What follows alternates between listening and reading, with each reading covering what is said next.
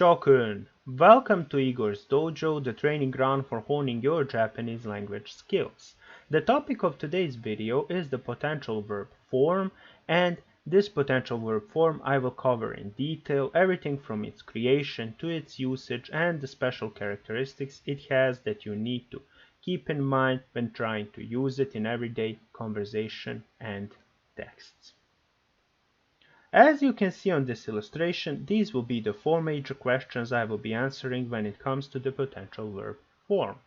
And those questions/video segments will be: what is it? How is it formed? How is it used? And are there any things to watch out for when creating or using the potential form? And now I will elaborate a little bit more on these sections of our video. In the first section, I will provide a definition of the potential verb form alongside the basic overview of its construction for both verb groups, while the irregular verbs will be addressed in the final section.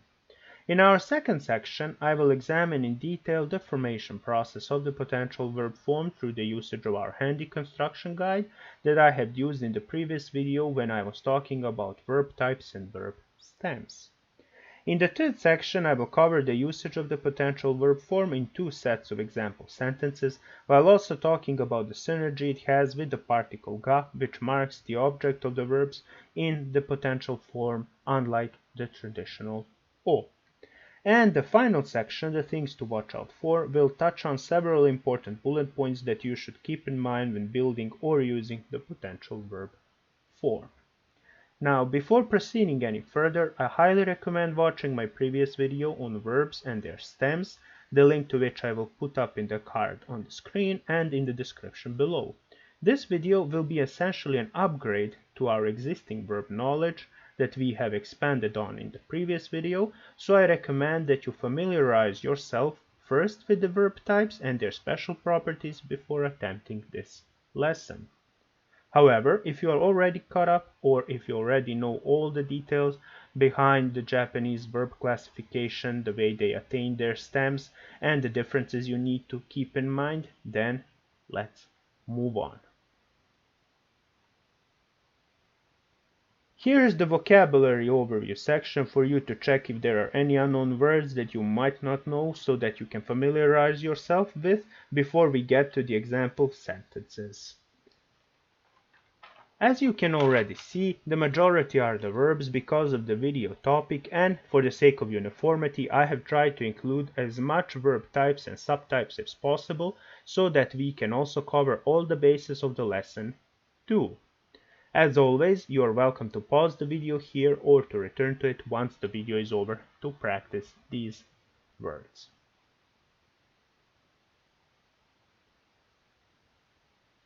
And this is the second part of our overview of the vocabulary I will be using. And I will give you also a couple of moments here to see if there are any unknown words here presented before moving on.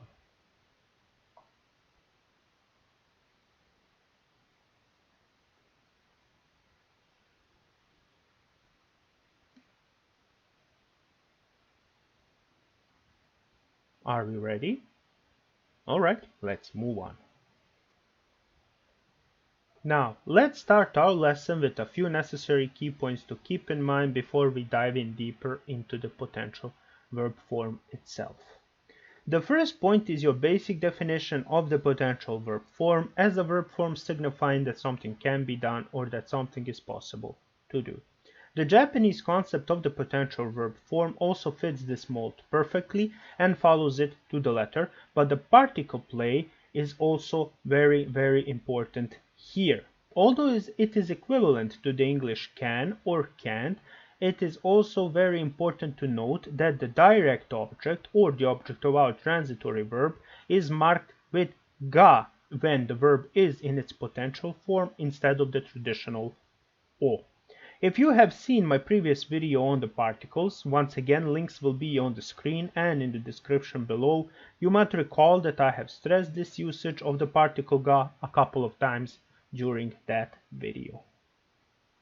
The third point is that it is formed differently depending on the verb type as seen here, where Ichidan verbs lose their final ru and gain rareru, while Godan verbs change the final kana to the A column. For example, yomu becomes yome and only then gains the ru kana at the end, finalizing its formation process, meaning that the full yomu potential verb form is yomeru.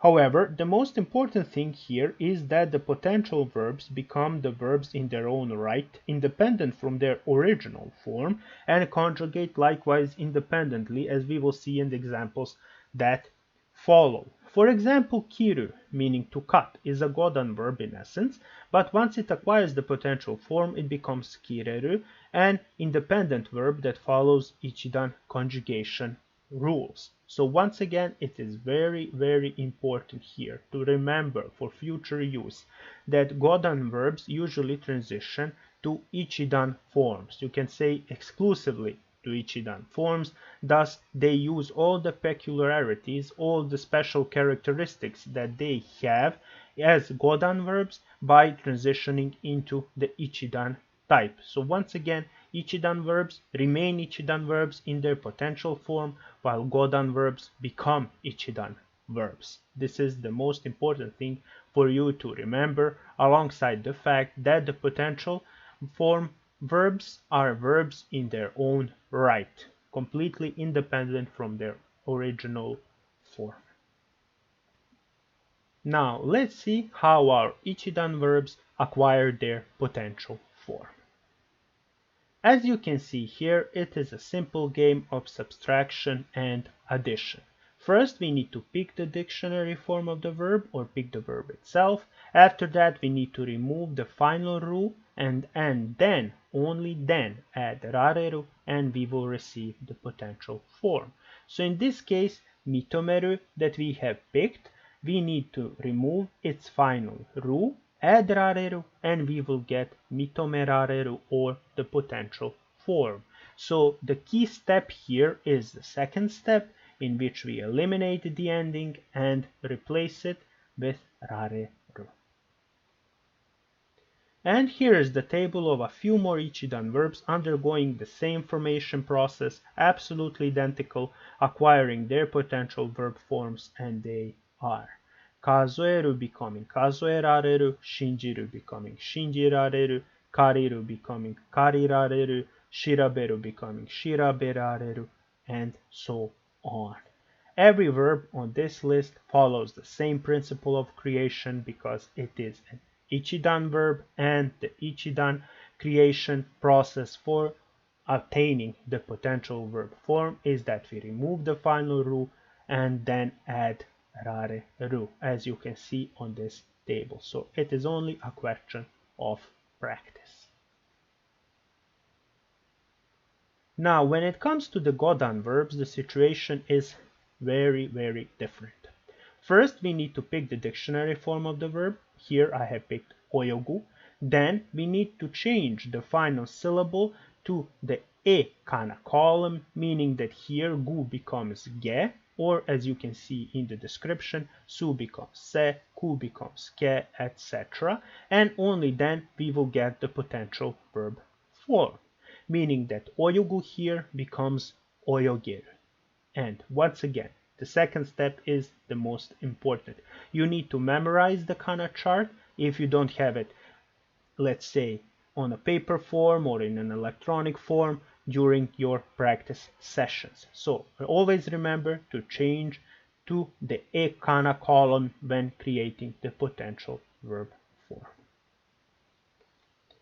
And here is the table, once again, seeing various Godan verbs in their potential forms. We have kiru becoming kireru, utao becoming utaeru, iku becoming ikeru, manabu becoming manaberu, hanasu becoming hanaseru, kowasu becoming kowaseru, ou becoming oeru, hiyasu becoming hiyaseru.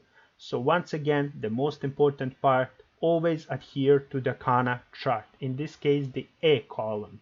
And remember that Godan verbs become Ichidan verbs when in their potential verb form and they simply follow to the letter the conjugation rules of the ichidan verbs. So remember to change the final syllable. After that, we need to add their ru ending to get the potential form. So take a verb from this list, for example, manabu. As we can see, its final kana is bu, meaning that it changes to be, because it is the A column of its kana chart. Hanasu also becomes hanaseru, simply because in the kana chart, su's A variant, let's call it that, a variant, becomes is in fact se, and so on and so forth. Now this is very important to remember, so always keep your kana chart handy in case you have not memorized it yet.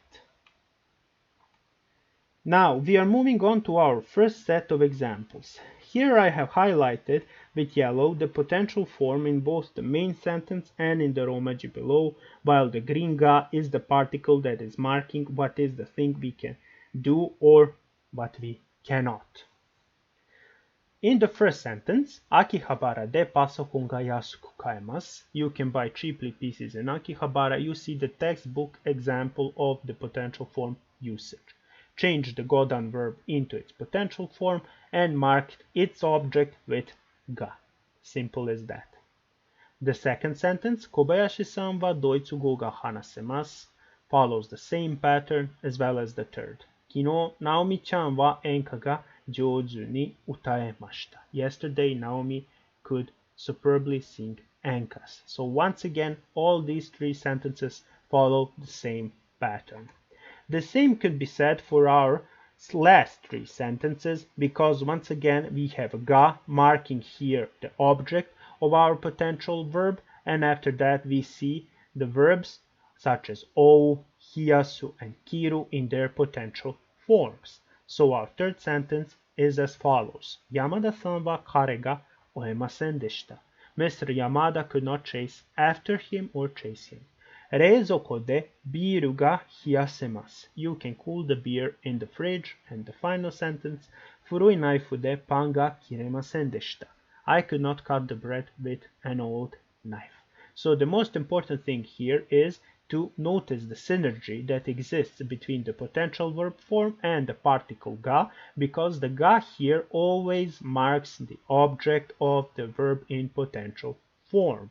As you can see, in the first sentence is pasokon, in the second is doitsugo, in the third it's enka, in the fourth it's kare, in the fifth it's biru, and pan is in the sixth and last sentence.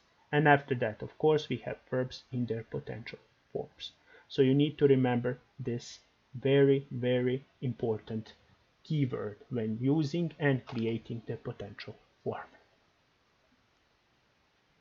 Now, in our second set of example sentences, we have the negative. Sakura-chan no party ni ikemasen. I cannot go to Sakura's party. Now, you see here already the difference. You would expect ga here, but you must also know that iku is not a transitive verb. That is a verb of movement. It is not transitive. Thereby, it does not require ga. So you need to remember that also. Sakura-chan no party ni ikemasen. I cannot go to Sakura's party. You can also say watashi no shigoto ni ikemasen. I cannot go to my job. Or perhaps you are sick that day. So always remember that the verb, if it's not transitory, it does not require ga. That is the simplest way I can put it. And on that note, watashi wa furansu go ga wakaremasen. I cannot understand French. We have ga here returning, marking French as the object of our not understanding in this case, or the verb wakaru in its potential form. Our third sentence, kono fukusatsu na programming gengo ga tsukaemasen. I cannot use this complicated programming language. So once again here, programming gengo is the subject here for our verb in its potential form, tsukaemasen. I cannot use it, and ga is used to mark it. Sono kindaiteki na keitai ga kowasemasen. You cannot break that modern cell phone. And the fifth sentence, once again, ano ken ga shiraberaremasen deshita. I could not investigate that case, so check out that case. Once again, we have ga in its primary use alongside the potential form, and our final sentence illustrates that just as well, but here we have need to mark the location of the book that we could not put, and that is the shelf. So once again, ga is always present when talking about the potential verb form because it substitutes, it in fact replaces o in its entirety when marking the object of the potential verb or the verb in the potential form. So just remember that it is very, very important in your mastering of the potential form.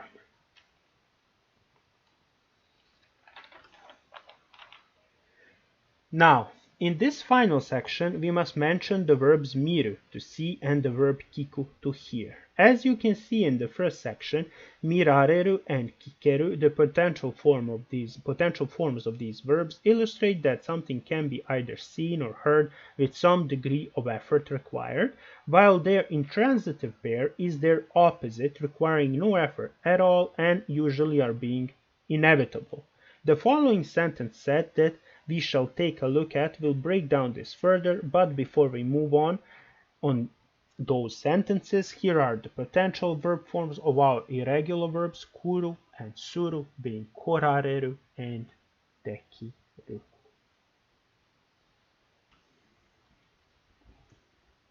As I said in the section before, let's first examine the pair mirareru and mieru in our example sentences. The example with the movies is the one I like to use the most to explain this difference clearly. Our first sentence goes as follows. America de Nihon no eiga ga miraremasu. You can see Japanese movies in America. And our second sentence, Omae wa eiga no poster ga miemasu ka? Can you see the movie poster? As you can see in the first sentence, we actually have to go, presumably, to a cinema and watch the movie, thus investing some effort and time in the action, while the second sentence could be talking about a person that just comes across a poster and he or she can either see it or not without any effort whatsoever invested into the action. Now, let's move to the kikeru and kikoeru, but this time using the noun uta or song. Our third sentence, or the first in this set, goes as follows. Konsato horu ni hairi uta ga kikemasu. When you enter the concert hall, you can hear the song. And the final, koko kara uta ga yasashiku kikoemasu. From here, the song can be easily heard. Once again, we have invested some effort in the first sentence by entering the hall beforehand, buying the tickets presumably, but in the second, we are only making a constatation without any effort. And in this constatation, we only acknowledge that the song can be easily heard from our current location, from the place we are currently either standing or sitting. In the end, both of these are heavily dependent on the context and the background information that we have, so you will need to adjust depending on these parameters. So just remember that always the notion of effort is a valid compass when determining which of these forms you will be using in your sentences.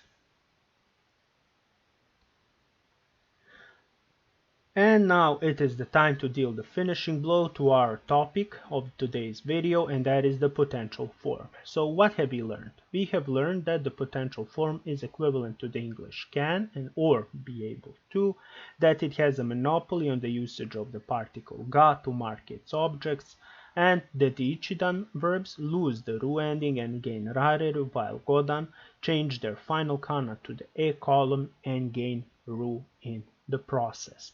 And I would also like you to remember that the two irregular verbs, kuru and suru, have their potential forms of korareru and dekiru, and the special section that we had our last, the things that we need to watch out for, have covered the difference between mirareru and mieru and kikeru and kikoeru.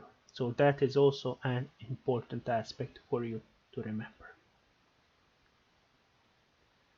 Otsukare-sama deshita, dear Shokun. Thank you for watching this video to the end, in which I have covered one of the most important and widely used constructions in the Japanese language. Now that we have learned this construct, we can practice it through the Dojo drill videos, and the potential form will make its appearance in both Dojo drill for stems as well as in its own video. For the time being, I will be focusing on the drill videos to finish the particle drill series that I have started before moving on to the verbs and the potential form itself. And once again, I would like to thank you for watching, and I hope that I will see you next time in the dojo. Sayonara!